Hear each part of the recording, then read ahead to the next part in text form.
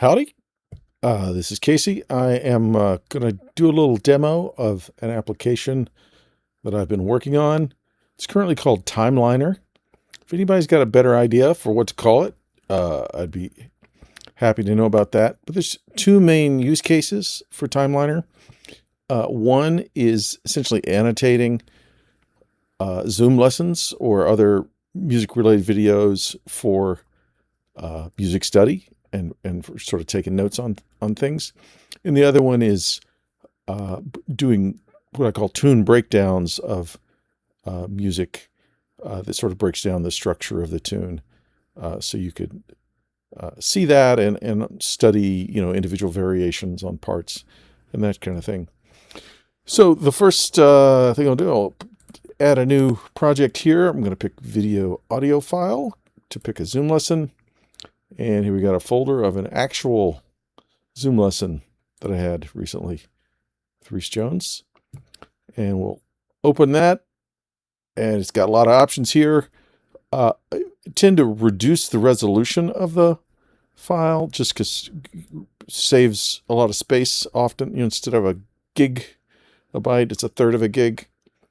And that helps sometimes to do normalized audio. Turn on this categorize audio as either speech or music and generate a transcript. If I anticipate slowing down some of the tracks, this improves the sound quality when you slow things down if you sort of pre-generate some of these slower versions that it can interpolate between. Anyway, I'll start that. And it does take a while because it's converting it from one format to a format that's more optimized for scrubbing back and forth in here. And it does the transcript, and that takes a while, in the categorizing things as music or not music. And so I will edit this out in post-production. So magically, we're at the end here, and we'll see. It always overestimates it. I guess I should be able to do something about that, but it estimated 17 minutes to process that hour and 15-minute or so file, but it actually took 8.5 minutes. That's not that bad. You go get a cup of coffee is what I do. I seldom sit and watch the whole thing. Anyway, so one of the options you have is linking tunes with this. And actually, right now I'm blanking on what tunes we covered there. Well, I'm just going to pretend we did Rats Gone to Rest.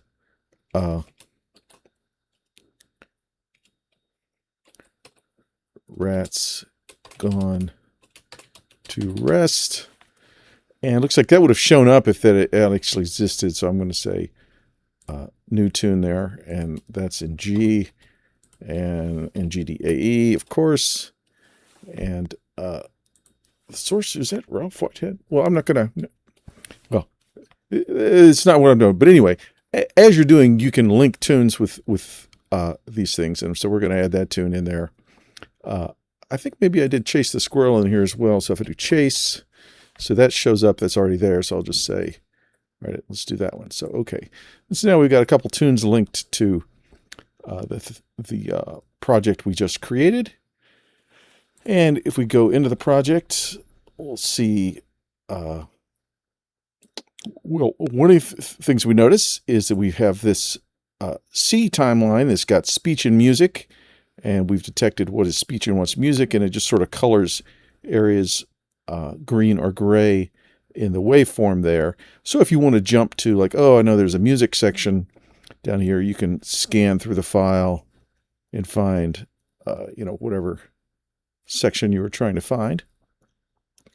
Sometimes I like to give things a nice poster. So, okay, that looks like a good view. And so I'll say set that as the poster frame. So when we look at that later, we'll see that as the poster for the thing. There's this transcript timeline, and so we can see approximately what, in this case, Reese said. I can, with my mouse wheel, zoom in and out there. But the idea is that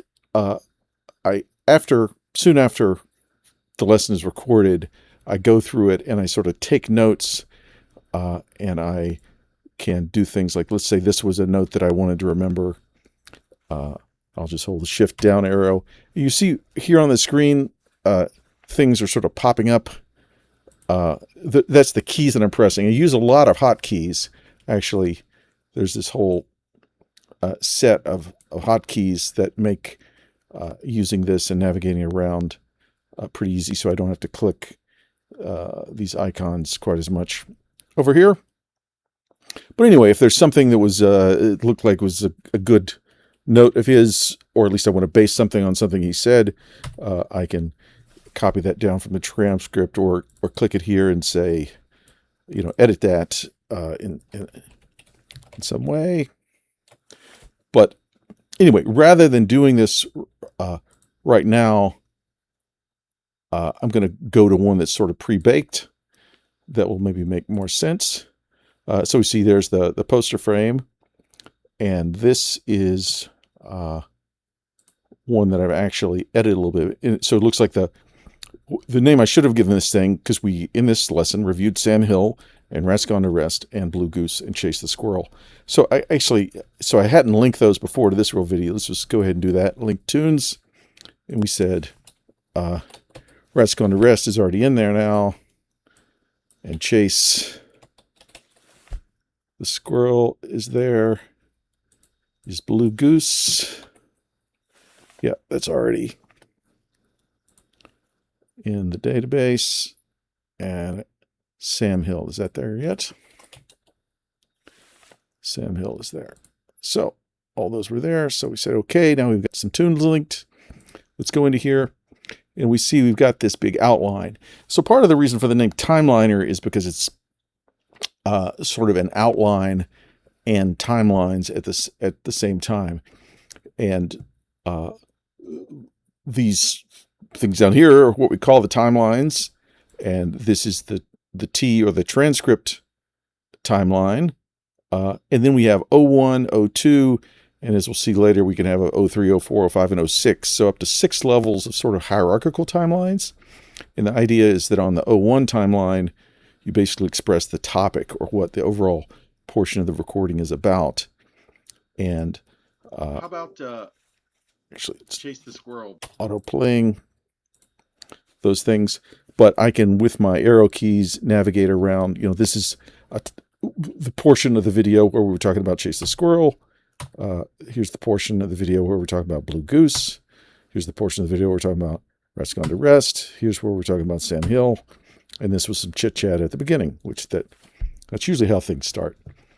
And anyway, the second level of the outline is the stuff on the 02 timeline. And if I jump there, this is a note. So it's starting to come together on the first one, notably in the second 3 notes. Sorry, I'm actually only hearing 2 of the notes. That's how constrained you are in the bow. So, and you can, when you have a note here, if you think it's a particularly good one that you want to come back to, you can put a star by it. But let's see if I just jump to, here's a starred comment. And there, yes, that bow motion right there. You had plenty of room. Okay, I can jump to this other one. You need more bow pressure. So, what I'm hearing in your bow on this is that overall you could have a little more bow pressure to sustain the. So anyway, you can imagine come back 3 months or a year later to this lesson, and rather than having to slog through the whole thing to figure out, I knew that there were some valuable nuggets in there. It's like, well, you can go to the starred ones and just jump to the biggest nuggets, or you can look at the overall outline and see things that were said and review those. So basically, anything that happens in the lesson that I feel like, hey, I might want to come back to this, I'll make sure that I have something on the 02 timeline with a note. And if it's really good, I'll put a star by it.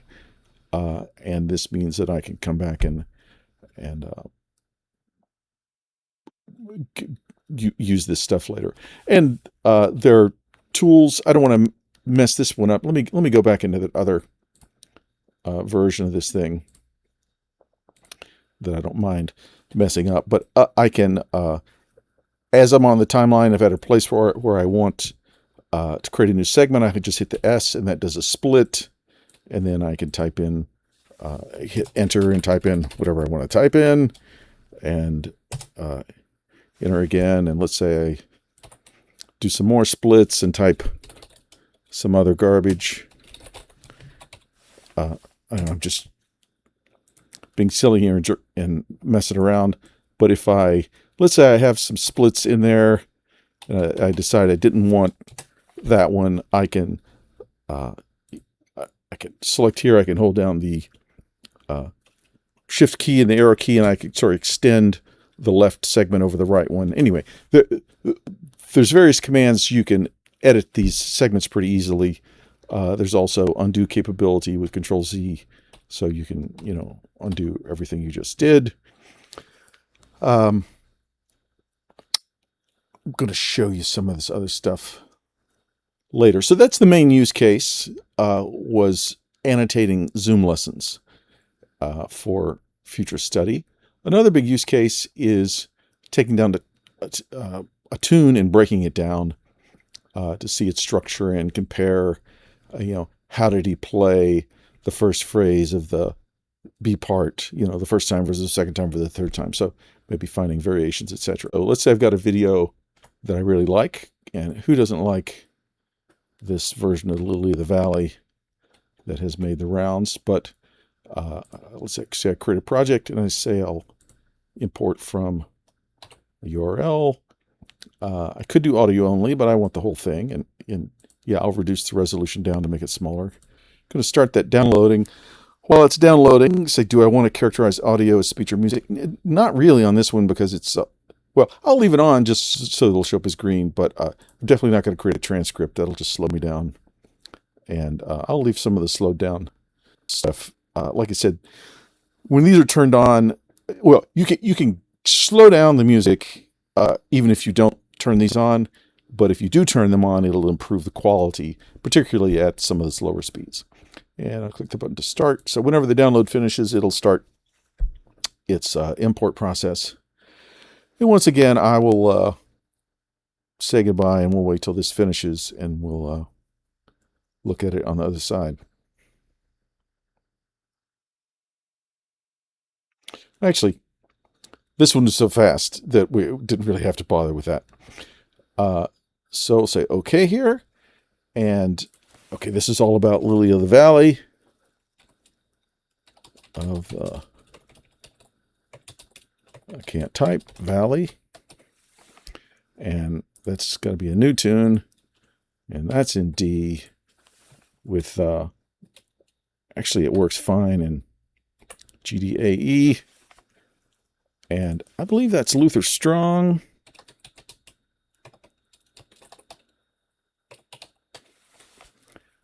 And I'll add that tune so it's in there. Now, part of the reason I'm adding these linked tunes is later you'll see, well, I'll go ahead and show you that now. Up here, if I click on, I have this sort of tune database, and you'll be able to click on a given tune and see, like, oh, do I have videos about this one? And click there, and you can see, okay, here are the projects, and we could go in and edit one of those projects. Actually, so what were we just doing?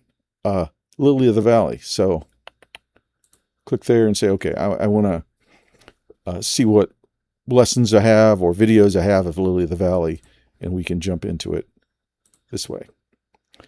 So now we're here in Lily of the Valley. Like a lot of the videos, it starts on a blank screen. Let's move along, something like that. I'm going to set that as the poster frame so that it'll show up nicely on the main screen. We can look at this. I can zoom out here and see the overall timeline. And here we're going to do what we call a tune breakdown. And I'll do that by adding some of these other timelines in. I'm just going to go ahead and add in all 6, and we'll see what they're all about. So the top one is just, the overall subject, and then the second one for doing a tune breakdown is going to be the particular performance. Now, in this case, the whole video is just one performance, so it doesn't really matter. But I'm going to call the second one Lily of the Valley.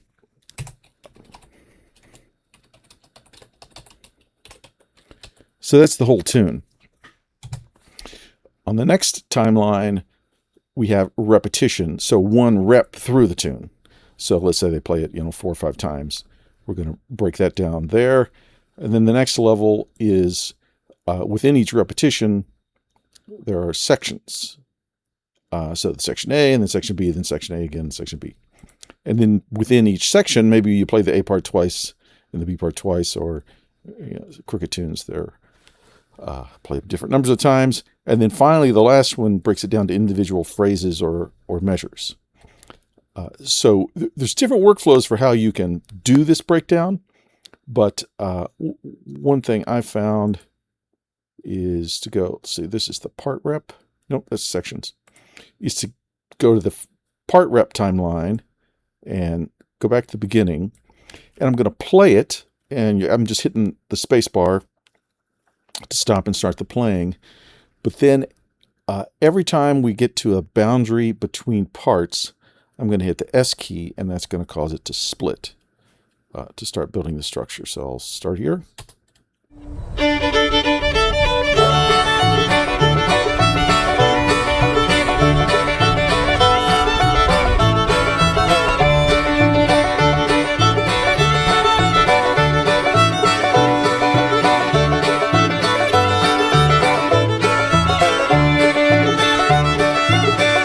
See the numbers appearing down there as I start to break up the part reps.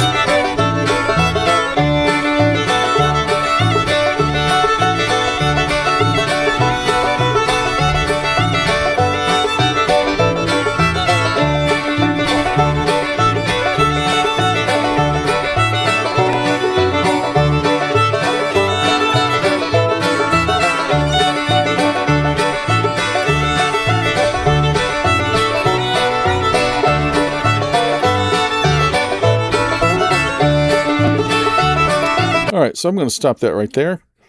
We've got sort of the data we need. And this is a simple one because it's just AABB, and I happen to know that, and so I stopped it with just 3 times through the tune. But we're going to continue to build our structure here. So, one, actually, that's AA. BBAA. I want to do some more. I got to get another rep in here, so we'll continue on.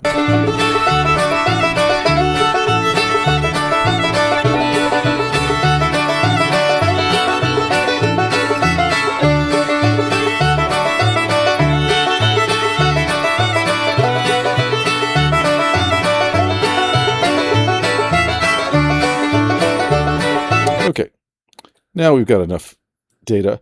So I'm going to come up here to the repetitions timeline, and I know that AABB, so that's going to be 1 rep.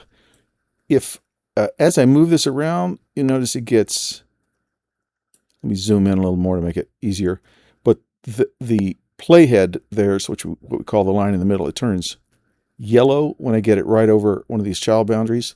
So now if I hit S, it's going to split it evenly and sort of be sharing the boundary with those smaller parts. So that's the first rep through the tune, and that's the second rep through the tune. Now within the reps, these first 2 part reps are the A section, so I'm going to make this section timeline be active, and boom, we got section A and section B, and section A and section B. Now these labels are sort of messed up and silly, and so I've got a click there, and this tool sort of does the auto relabeling. So that's going to be A and B. It can tell because it's in section A. This is going to be B1 and B2. Da, da, da, da, da. These, I'm just going to delete those labels for now, since we're not really doing, there's no need to do every single one. And then you can break it down into phrases as well. So if I select this phrases thing, I'm going to try to split it between every phrase.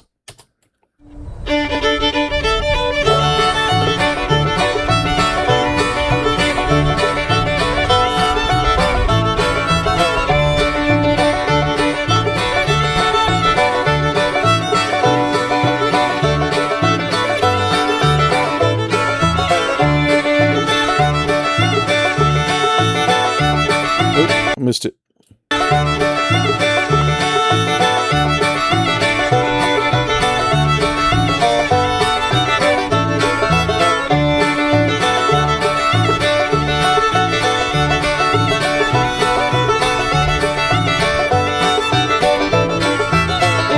Okay, I'm going to stop there. I need to do more than one of those. And I think I kind of messed up on at least one of those. So let's see here. And so when we're checking the individual phrases, I'm going to turn on this play once mode. And so if I click here, it'll play just that segment.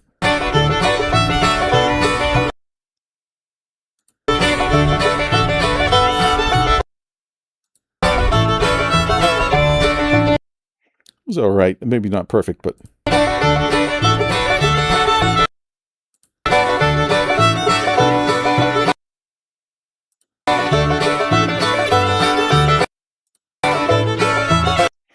Actually, if I wanted to get, like, that didn't really get the pickup notes. So I can grab these little diamond here and say, okay, I wanted to start there.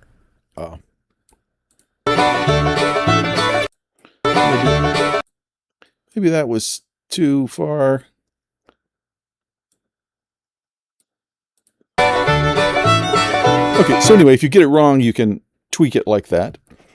And now I have my own special way of annotating phrases. I do C and R for call and response, and I happen to know the structure of this tune. So I'm going to call this first one, oops.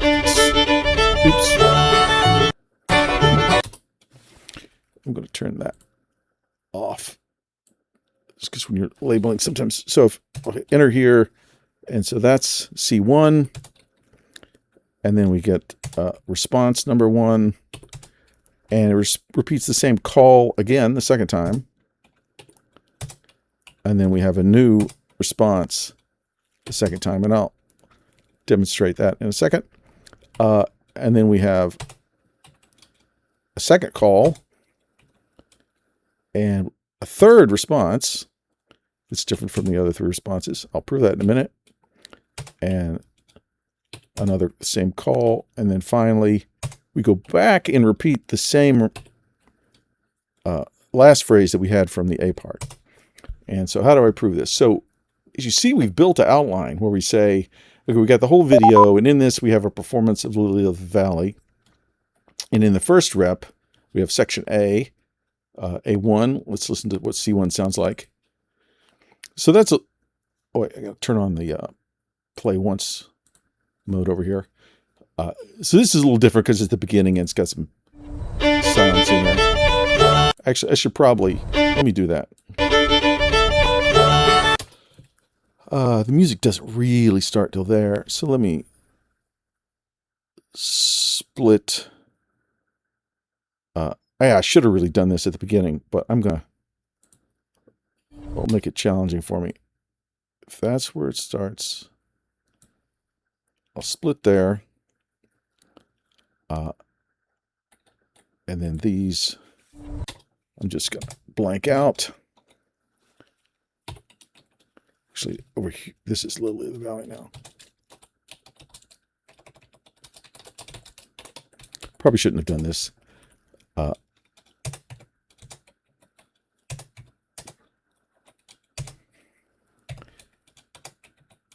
But maybe I'm just a little bit meticulous about things. So anyway, all right, that's better.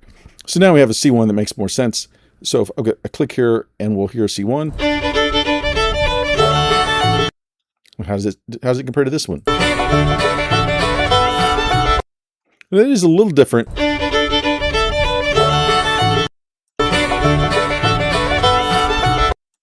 I think. But anyway, different people could use different judgments. Sometimes it's just a variation. You decide how different does it have to be until you call it something else.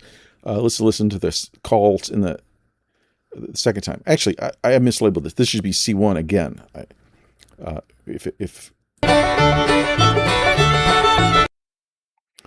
Actually, I gave the labels for the B part. Well, so just because in my confusion. So let me demonstrate something else. If I select this A and I'm doing copy, Control C, it's also this icon up here. That's a special copy. It's copying the substructure. So now I'm going to select, since I gave it the labels there for a B part, I'm going to paste here, and it's going to paste those labels onto the B part. And then similarly, I'm going to take the labels that I did for the A part here, copy those, and paste them there. So now I should have the structure labeled the way I wanted. And we can compare, you know, the different C1s.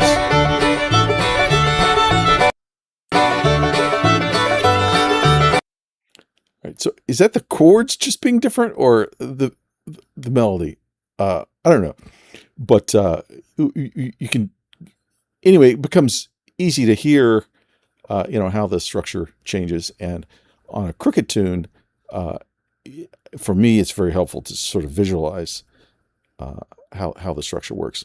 But anyway, we did all that. We got the whole first rep working there, and that's good. So in order to get the labels right, I'm just going to copy these A labels again, copy and paste them here, and paste them here, copy the B labels, and paste them here, and paste them here.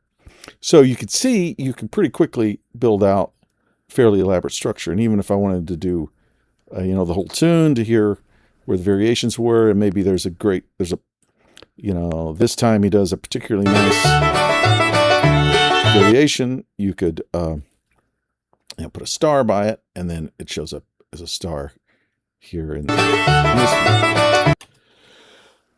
one. And also, if you're trying to, you know, learn it and you want to, it's going too fast, you can slow it down. And it does not sound great, but it's pretty slow too.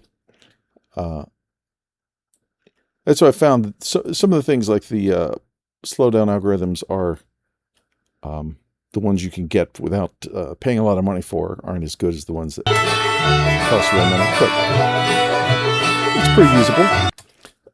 And Negosi's got great pitch, but you know, if this was somehow needed, well, you wanted to take it down a whole step, you could do that.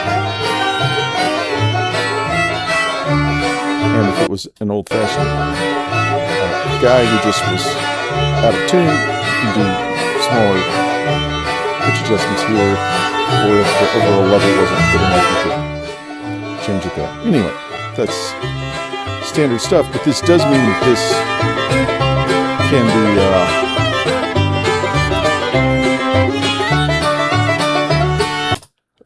a pretty good replacement for Amazing Slowdowner or AnyTune. And I think, you know, I had been using AnyTune to break things down into segments like this, but this is way faster for breaking down segments and seeing the overall structure and hopping back and forth between, you know, how did he play R2 this time versus how did he play R2 that time. So anyway, that's that's the gist of it. It's got some other things you can mark beats in there, although I found that, okay, I can mark all the beats with this beat marking tool, but then what do I do with that? Not that much. So anyway, it hasn't, beat marking, I may even take it out. It hasn't been that useful. You can, if you want to do looping, you can, let's say we'll take the second rep and we'll figure out BPM using this BPM tool. So we can tap along with the enter key here.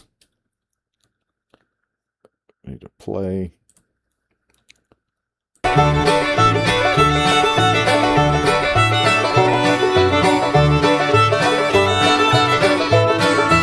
So anyway, you got the BPM, it's about 100-ish. So now that we know that the BPM is about 100-ish, we can copy that down for all the lower segments. So copy the properties, the BPM down all the way, copy them. So now all of these segments below know that BPM value, and I can pick a segment that I want to loop. I can say loop, and I can say delay it by 1 beat between the loops. And because it knows the BPM, it knows how many seconds 1 beat long is. So now if I play, or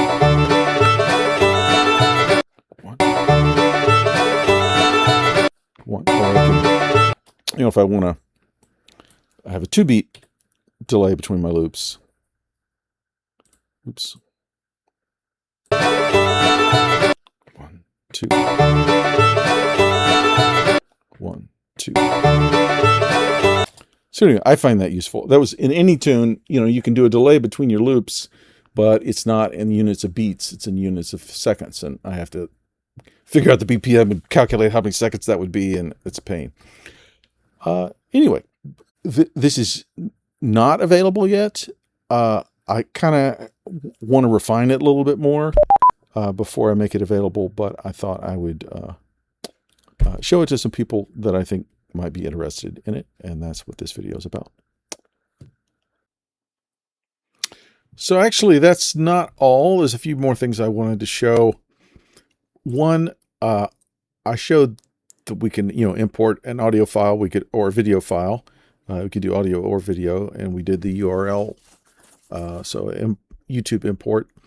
This iMovie Mobile, previously I used iMovie on the iPad for doing this kind of thing. I would import the Zoom video and break it into segments as if I was editing a video, and I would put captions, on-screen captions on the different clips, and that was kind of the way that I could take notes and have to sort of scroll through the whole video and see what the caption was at a current point. So not the best thing. And then I had so many of the files that my iPad was filling up. It's like, okay, now what am I going to do? There's no more room. And it was tedious to get them off through these exports. And so anyway, that's part of what inspired me to do the timeliner. And I can take the exports from iMovie and import them, so every clip in iMovie becomes a segment in Timeliner, and the caption gets translated into a label on the segment. I also found that if I do an unencrypted backup of my iPhone or iPad, then you can trundle through those and look in the iMovie folder or the AnyTunes folder or the Amazing Slowdowner folder and extract old projects and things from there. So my plan is to do imports so I could do a bulk import of all of my old iMovies at once, and of all my old AnyTune projects and all of my old Basic Slowdowner stuff to bring that in all at once. So I'm looking forward to that at some point. I also, this is a little bit meta, but we saw the first half of the video, and I've actually loaded it into Timeliner here now. And to show this other feature, so this is the video that we saw before. It's maybe a little confusing, but to have the video inside the video. But I've broken that up into segments to create this outline, and I've got this produce video tool over here that will take this outline and use it to generate a chapter list for a YouTube video, which is what I plan to do. The other thing that we can do is disable segments in the timeline. So if you recall, around here, oops, I didn't mean to do that. Undo. It was showing you the import, and there's this long period of silence where I'm just sitting there watching the import and wanted to cut that out of the video. And so all I have to do is take the segment that was there and click this little eye here to disable that segment. And that means when I play, we'll edit this out in post-production. So magically, basically we'll skip over those segments. And I used that in one other place. Where was that?